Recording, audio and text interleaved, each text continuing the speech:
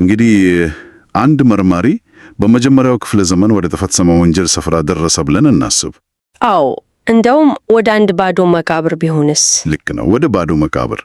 ታዲያ ይህ መርማሪ የጣት አሻራዎችን ይፈልጋል፣ ምስክሮችን ይጠይቃል፣ ማስረጃዎችን ይሰበስባል። ግን ድንገት ካልኩሌተር አውጥቶ የሂሳብ ስሌት በመጠቀም ክስተቱን ሊፈታ ቢሞክር ትንሽ ግራ ያጋባል አይደል? በጣም እንጂ ወንጀል በሂሳብ ቀመር አይፈታም እኮ። እውነት ነው። ግን ዛሬ በዘመናዊ የታሪክ ጥናት ዓለም ውስጥ የኢየሱስን ትንሣኤ ታሪካዊነት ለመመዘን አንዳንዶች ይህንን ለማድረግ ሲሞክሩ ይታያሉ። አዎ፣ ይሄ ትልቅ የክርክር ርዕስ ነው። ስለዚህ በዛሬው ጥልቅ ዳሰሳችን የዊሊያም ሌን ክሬግን የኢየሱስ ትንሣኤ ከተሰኘው የጥናት መጽሐፍ ከገጽ 357 እስከ 361 ያለውን ክፍል አብረን እንመረምራለን። በጣም ደስ የሚል ርዕስ ነው። ምክንያቱም እዚህ ክፍል ላይ ክሬግ እምነት ከምክንያታዊነት ጋር እንዴት እንደሚቆራኝ በደንብ ነው የሚያሳየው። በትክክል። ለአድማጮቻችን ግልጽ ለማድረግ ዛሬ የታሪክ ተመራማሪዎች ይህንን ታምራዊ ክስተት እንዴት እንደሚመዝኑት እናያለን። በተለይ ወንጌላውያን ክርስቲያኖች የትንሣኤውን ታሪካዊና ፍልስፍናዊ መሠረት እንዲረዱት ጥልቅ የሆነ ትንታኔ እናደርጋለን። ታዲያ ከምን እንጀምር? እንግዲህ ታሪክ አጥኞች በተፈጥሮ የግጋት ውስጥ የሚከሰቱ ነገሮችን ነው ማጥናት የለመዱት አይደል? ልክ ነው፣ ተጨባጭ የሆኑ ነገሮችን። አዎ፣ ግን የኢየሱስን ትንሣኤ ስንመረምር አንድ ትልቅ ጥያቄ ይነሳ። ከተፈጥሮ በላይ የሆነ ጣልቃ ገብነት ማለትም የእግዚአብሔር እጅ በታሪክ ምርምር ውስጥ ቦታ ሊኖረው ይችላል ወይ የሚል የስነ ዘዴ ወይም ሜቶዶሎጂካል ጥያቄ ይመጣ። እዚህ ጋር ነው እንግዲህ የሐዲስ ኪዳን ምሁሩ ዴል አሊሰን የሚያነሱት ፍልስፍናዊ ጥርጣሬ የሚገጠመን። ልክ ነው። አሊሰን በስጋዊ ትንሣኤ ላይ ከባድ ጥያቄ ነው የሚያነሱት። አዎ፣ ሐሳባቸውን ስንመለከት እንዲህ ይላሉ። አንድ የሰውነት አካል ከሞተ በኋላ ሙሉ በሙሉ ከጠፋ፣ ከበሰበሰ ወይም አፈር ከሆነ በትንሣኤ ጊዜ የሚነሳው አዲስ አካል እንዴት ከቀድሞ ሰው ጋር አንድ ሊሆን ይችላል ይላሉ። ይሄ በፍልስፍናው ዓለም የቦታና የጊዜ ቀጣይነት ወይም ስፓሺዮ ቴምፖራል ኮንቲኒዩቲ በመባል ይታወቃል። አዎ፣ ማለቴ የአንድ ሰው አካል ፈርሶ አፈር ከሆነና ያ አፈር ለሌላ ተክል ማደጊያ ሆኖ ቢዋሃድ በኋላ በትንሣኤ ጊዜ ያው የቀድሞ ሰው ነው ለማለት የሚያስችል ቀጣይነት የለውም የሚል መከራከሪያ ነው። ላዩን ሲታይ በጣም ምክንያታዊ ጥያቄ ይመስላል አይደል? አዎ፣ በጣም። ታዲያ ክሬግ ለዚህ ምላሹ ምንድን ነው? ምን መሰለ፣ ይህ የማንነት ቀጣይነት ጥያቄ በፍልስፍና ውስጥ ትልቅ ቦታ አለው። ግን ክሬግ እንደሚሞግተው ይህ ጥያቄ የኢየሱስን ትንሣኤ ታሪካዊነት ለመካድ ምንም አይነት አቅም የለውም። ለምን? ማለቴ አሊሰን እኮ ጠንካራነቱ ቢያነሱ ይመስላል። አዎ፣ ግን አሊሰን እየጠየቁ ያሉት ስለ አጠቃላይ የሰው ልጆች አካል መበሰበስ ነው። በታሪክ ስለተመዘገበው ስለ ኢየሱስ አካል አይደለም።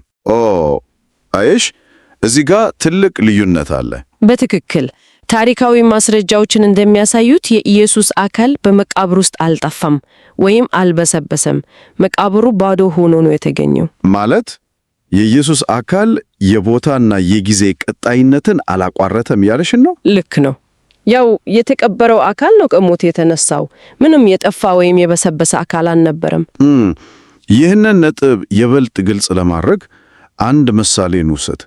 የአሊሰንን ጥያቄ ሙሉ በሙሉ ተቃጥሎ ከጠፋ ቤት ጋር ልናወዳድረው እንችላለን። አው ጥሩ ምሳሌ ነው። ማለቴ አንድ ቤት በሳት ጋይቶ ሙሉ በሙሉ ዓመት ቢሆን ይህ ቤት እንዴት ዳግም ልክ እንደ ቀድሞ በትክክል ሊገነባ ይችላል ብሎ መጨነቅ ተገቢ ነው።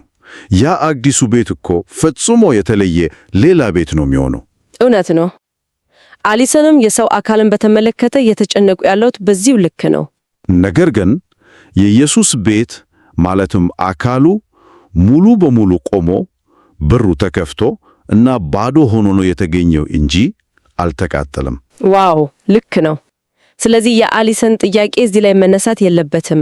ኢየሱስ መቃብር ውስጥ አልበሰበሰም። በትክክል። ያ ብቻ አይደለም እኮ የአሊሰን ጥያቄ ሌላም መሰረታዊ የሆነ ስነ መለኮታዊ ክፍተት አለበት። እንዴት? የጥንቱ የአይሁድ እምነት የነፍስና የሥጋ መለያየት ጽንሰ ሐሳብን ወይም ዱዋሊዝምን አጥብቆ ይቀበላል። ማለት ሥጋ ሲሞት ነፍስ ትቀጥላለች ሚለውን? አዎ፣ በዚህ እምነት መሰረት ሥጋዊ አካል ቢሞትም እና ቢፈርስም የሰውየው ነፍስ ከእግዚአብሔር ጋር ሕያው ሆና ትቀጥላለች። ይህ ማለት የአንድ ሰው የማንነት ቀጣይነት የሚጠበቀው በነፍሱ ህልውና እንጂ በስጋው መበስበስና አለመበስበስ አይደለም ማለት ነው። በትክክል። በትንሣኤ ጊዜ ያቺ ሕያው ነፍስ ከአዲሱ ወይም ከታደሰው አካል ጋር ትዋሃዳለች። አሊሰን ይህንን የአይሁድ ስነ መለኮት ወደ ጎን በመተው ጉዳዩን በራሳቸው የፍልስፍና መንጽር ብቻ ነው ለማየት የሞከሩት። ይሄ ደግሞ የታሪክ ምርምር ሳይሆን የራስን ፍልስፍናዊ ዝንባሌ በታሪክ ላይ የመጫን አካሄድ ነው ትያለሽ? ልክ ነው። ቆይ እዚህ ጋር ላቋረጥሽና አንድ ከባድ ጥያቄ ላንሳ። እሺ ቀጥል። ከነዚህ ፍልስፍናዊ ጥርጣሬዎች ወጥተን ወደ ታሪክ ምርምር ስንመጣ የታሪክ ተመራማሪዎች ይህንን ተአምራዊ ክስተት እንዴት በሳይንሳዊ መንጽር ይመዝኑታል? እዚህ ላይ የቤይዝ ስሌት የሚባል ነገር በተደጋጋሚ ይነሳል።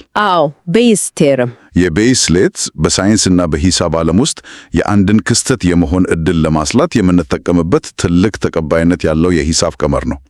ታዲያ የሳይንስ ወርቃማው መለኪያ የሆነውን ይህንን ቀመር ለምንድን ነው ታሪክ ተመራማሪዎች ተአምር ሲያጋጥማቸው ወደ ጎን የሚተውት? አየህ፣ ይሄ ማለቴ ይህ ዝም ብሎ ተአምርን በሂሳብ ለማስረዳት ከመቸገር የመነጨና ከሳይንስ ለመሸሽ የሚደረግ ሰበብ አይመስልም።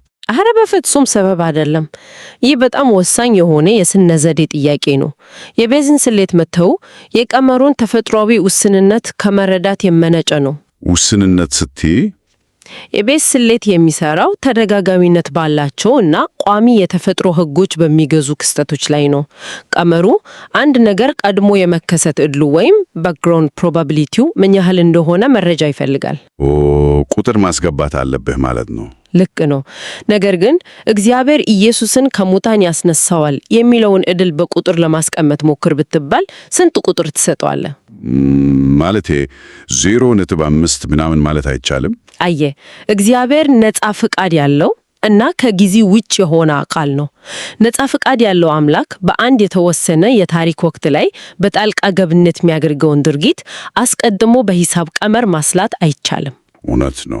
ስሌቱ የሚፈልገውን ተጨባጭ የቁጥር ግብዓት እዚህ ላይ ማግኘት ስለማንችል ቀመሩ ለታሪክ ምርምር በተለይ ለተአምራት የማይጠቅም መሳሪያ ይሆናል። ግልጽ ነው።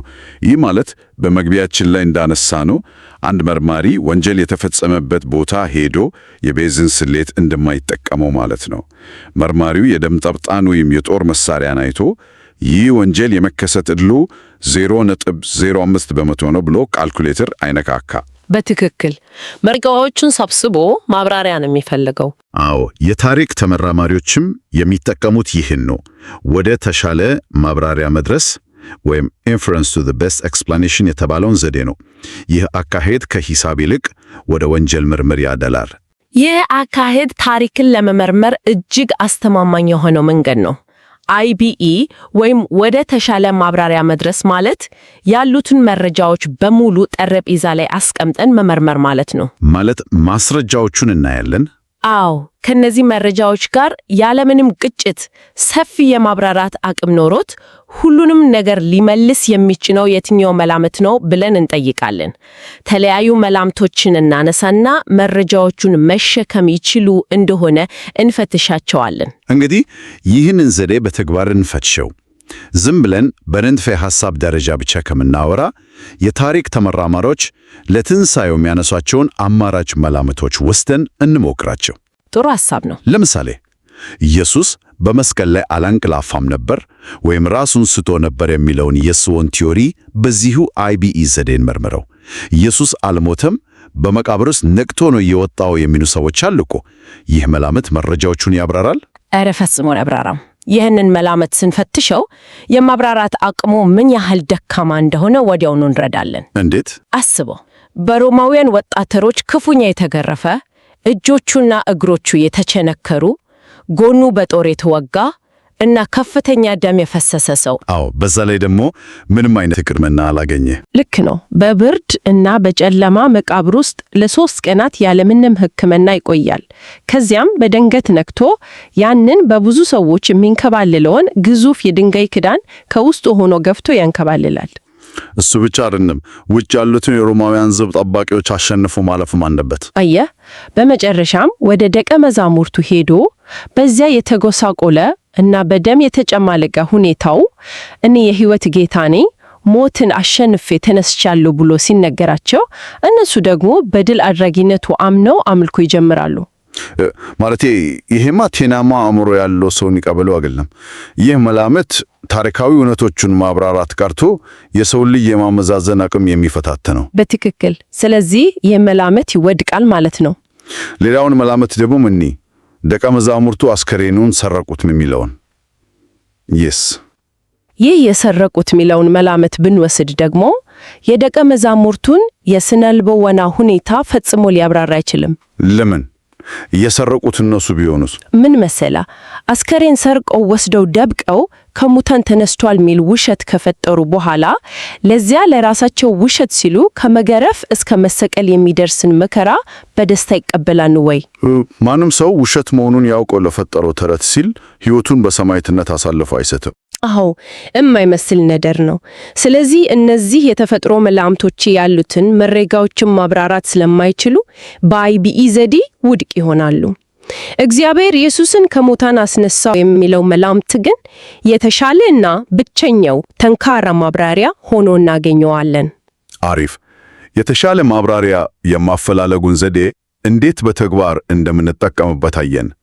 ታዲያ እነዚህ የግድ ማብራሪያ የሚሹት እና የታሪክ ተመራማሪዎች ሁሉ የሚስማሙባቸው ሶስቱ ታላላቅ ነፃ ታሪካዊ ማስረጃዎች ምንድን ናቸው? ክሬግ በመጽሐፉ ያነሳቸው እነዚህ ሶስት መሳሰሎች አሉ። እሺ፣ አንደኛው በመጀመሪያው ቀን ሴቶች መቃብሩን ባዶ ሆኖ ማግኘታቸው ነው። ሁለተኛው ኢየሱስ ከሞት በኋላ በተለያዩ ጊዜያት ለተለያዩ ሰዎች መታየቱ ነው። ሶስተኛው ደግሞ የክርስትና እምነት ራሱ መፈጠሩ ነው። እነዚህን አንድ በአንድ ብንመረምራቸው ጥሩ ይመስለኛል። መጀመሪያ የባዶ መቃብሩን ታሪክ እንውሰድ። ይህ ታሪክ የፈጠራ አይደለም ለማለት ምን ማረጋገጫ አለን?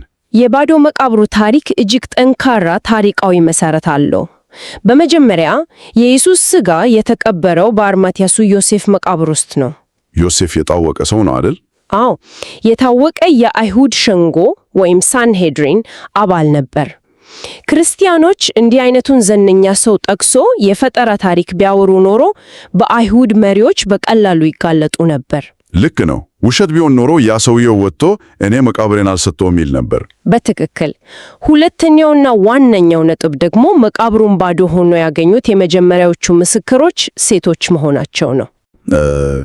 የሴቶች ምስክርነት መሆኑ ታሪኩን እውነት የሚያደርገው ይህ እንዴት ነው? ይሄ ብዙ ጊዜ ሰዎችን ግራ ሲያጋባ ይታያል።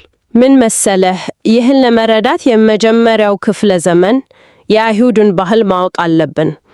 በዚያ ዘመን የሴቶች ምስክርነት በሕግ ፊት ተቀባይነት አልነበረውም። ማለት ፍርድ ቤት ሄዶ መመስከር አይችሉም ነበር? አዎ፣ አይችሉም ነበር። ታሪኩን የጻፉት ክርስቲያኖች የፈጠራ ተረት ቢሆኑ ኖሮ መቃብሩን ባዶ ሆኖ ያገኙት ጴጥሮስና ዮሐንስ ናቸው ብለው ይጽፉ ነበር። ምክንያቱም ወንዶች ተቀባይነት አላቸው። ወንዶች ካገኙት ይበልጥ ተአማኒነት ይኖረዋል ተብሎ ስለሚታሰብ ነው። ልክ ነው። ነገር ግን የመጀመሪያዎቹ ምስክሮች ሴቶች መሆናቸውን መጻፋቸው ለዚያ ማህበረሰብ የሚያሳፍር ቢሆንም ጸሐፊዎቹ እውነታውን እንዳለ ከመዘገብ ውጭ ሌላ ዓላማ እንዳልነበራቸው ቁልጭ አድርጎ ያሳያል። የታሪክ ተመራማሪዎች ይህንን ክራይቴሪያ ኦፍ ኢምባራስመንት ይሉታል። ይህ ነጥቡ በጣም ወሳኝ ነው። በተጨማሪም ጠላት የሆኑት የአይሁድ መሪዎች ራሳቸው መቃብሩ ባዶ መሆኑን መካድ አልቻሉም እኮ። ማቴዎስ ወንጌል ላይ እንደምንመለከተው የአይሁድ መሪዎች ደቀ መዛሙርቱ በሌሊት መጥተው ሰረቁት የሚል ወሬ አስራችሁ። አዎ፣ ያ ደግሞ ትልቅ ማስረጃ ነው። ማለቴ አስከሬን በመቃብር ውስጥ ቢኖር ኖሮ በቀላሉ መቃብሩን ከፍተው በማሳየት እነሆ አስከሬኑ እዚህ አለ፣ ትንሣኤ የሚሉት ውሸት ነው ብለው የክርስትናን ቅንቃሴ ገና በጅምሩ መቀቸት ይችሉ ነበር። ልክ ነው።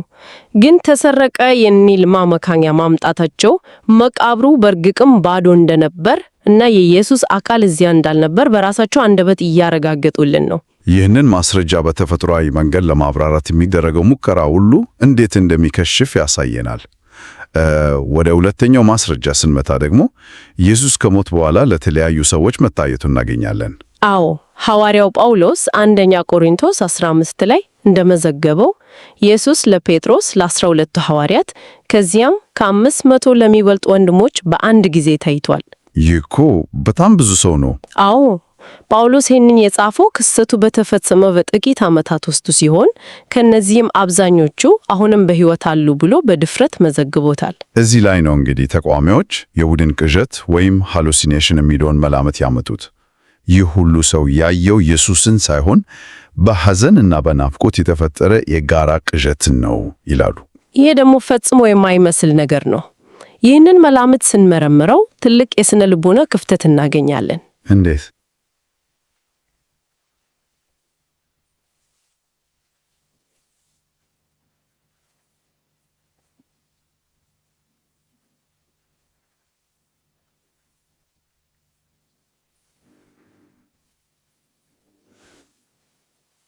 ቅዠት የጋራ ሊሆን አይችልም። ቅዠት በግለሰብ አእምሮ ውስጥ የሚፈጠር እንጂ እንደ ፊልም በአንድ ጊዜ ለብዙ ሰዎች የሚታይ ነገር አይደለም። 500 ሰዎች በአንድ ጊዜ በተለያየ ቦታ በተለያየ ስነ ልቦናዊ ሁኔታ ውስጥ ሆነው አንድ አይነት ቅዠት ሊያዩ አይችሉም። አዎ፣ እያንዳንዳቸው የራሳቸው አእምሮ ነው ያላቸው። አዳጅ ጭምር ማየታቸው ቅዠት ነው የሚለውን መከራከሪያ መሰረት ያሳጠዋል። ጳውሎስ እኮ ኢየሱስን በናፍቆት አይጠብቀውም ነበር፣ ጠላቱ ነበር። እውነት ነው።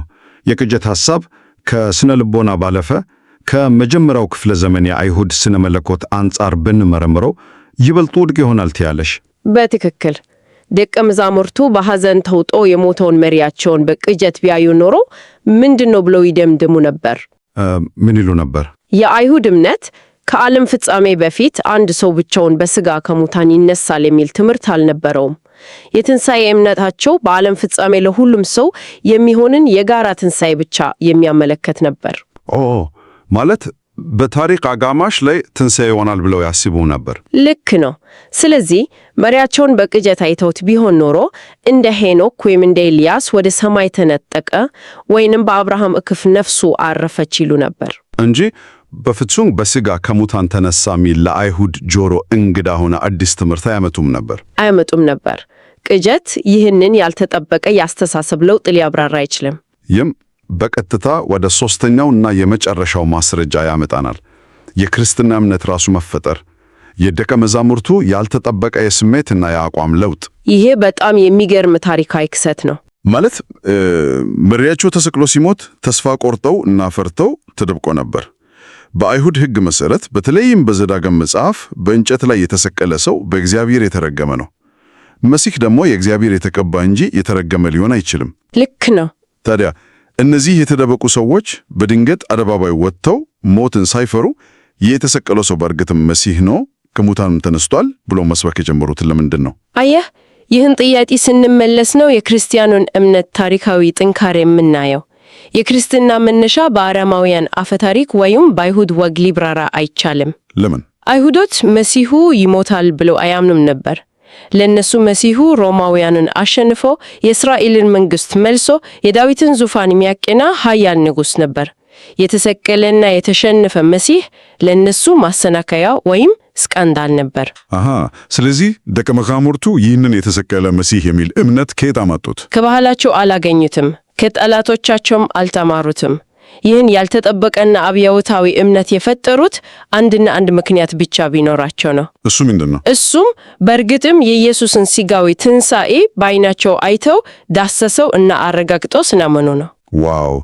እንግዲህ እስካሁን የተነጋገርነውን ሁሉ ስናስበስበው ወደ ተሻለ ማብራሪያ መድረስ የሚለው ዘዴ እንዴት ኃይለኛ እንደሆነ እናያለን። በቅም ተቋሚዎች ከእነዚህ 3 ማስረጃዎች ማለትም ባዶ መቃብሩ፣ ከሞት በኋላ መታየቱ እና የደቀ መዛሙርቱ አስገራሚ ለውጥ አንዱን እንኳን በተፈጥሯዊ መንገድ በሚገባ ማብራራት አይችሉም። ሁሉንም መረጃዎችን ሰብስቦ ምንም አይነት ውስጣዊ ግጭት ሳይኖረው ፍጹም በሆነ የማብራራት አቅም ሊመልስ የሚችለው ብቸኛው ታሪካዊ መደምደሚያ እግዚአብሔር ኢየሱስን ከሙታን አስነሳው የሚለው መላምት ብቻ ነው። በትክክል የተበራራ ነጥብ ነው። የኢየሱስ ትንሣኤ ታሪካዊ እውነታ ነው። ወንጌላውያን ክርስቲያኖች ይህንን እውነት ሲቀበሉ አእምሮአቸውን ዘግቶ ሳይንስንና ታሪክን ክደው አይደለም። ልክ ነው። ይልቁንም እውነተኛ የታሪክ ምርምርን፣ ማስረጃዎችን እና አመክንዮን ተከትሎ መረጃዎቹ ወደሚያሳዩት ብቸኛ እና ምክንያታዊ መደምደሚያ በመድረሳቸው ነው። የዊሊያም ሌን ክሬግ ትንታኔ የሚያሳየን እምነት በታሪክ ላይ የተመሰረተ እንጂ አየር ላይ የተንጠለጠለ እንዳልሆነ ነው። እውነት ነው። ድንቅ ዳሰሳ ነው። ከመዘጋታችን በፊት ግን ከዚህ ታሪካዊ ዳሰሳ ለአድማጮቻችን የምንተወው አንድ ጥልቅና ተግባራዊ ሐሳብ አለ። ዛሬ የኢየሱስ ትንሣኤ እውነተኛ ታሪካዊ እና ሥጋዊ ክስተት መሆኑን ተወያይተናል። የእውነት ለታሪክ መዛግብት ብቻ የምንተው አይደለም። የኢየሱስ ሥጋዊ አካል ከሞት መነሳትና አለመበስበስ ስለ ራሳችን ዘላለማዊ ሥጋዊ ትንሣኤ ትልቅ ትርጉም አለው። ይህ ከሆነ ዛሬ በሥጋችን ስለምናደርገው ዕለታዊ ሕይወት ምን ይነግረናል? በጣም ጥልቅ ጥያቄ ነው። ብዙ ጊዜ ሥጋዊ አካላችንን እንደ ጊዜያዊ ዕቃ ወይም ሞቶ አፈር ሆኖ እንደሚቀር ነገር ልናስበው እንችላለን። ነገር ግን የኢየሱስ ትንሣኤ የሚያሳየን አምላክ ለሥጋዊ አካል ትልቅ ክብር እንዳለው፣ ይህ አካላችን ለዘላለም የሚታደስና ከሞት በላይ የሚሻገር መለኮታዊ ሥራ መሆኑ ነው። አሜን። እውነት ነው። ይህንን ማወቃችን ዛሬ ለራሳችን አካል፣ ለጤናችን እና በሥጋችን ለምናደርገው ማንኛውም ተግባር ያለንን አመለካከት እንዴት ሊቀይረው ይገባል? ይህ ሐሳብ ሁላችንም ጊዜ ወስደን ልናሰላስልበት የሚገባ ትልቅ መንፈሳዊ ጥያቄ ነው። ይህ የዛሬው ጥልቅ ዳሰሳችን ነበር። አብራችሁን ስለነበራችሁ እናመሰግናለን። ሰላም ቆዩን።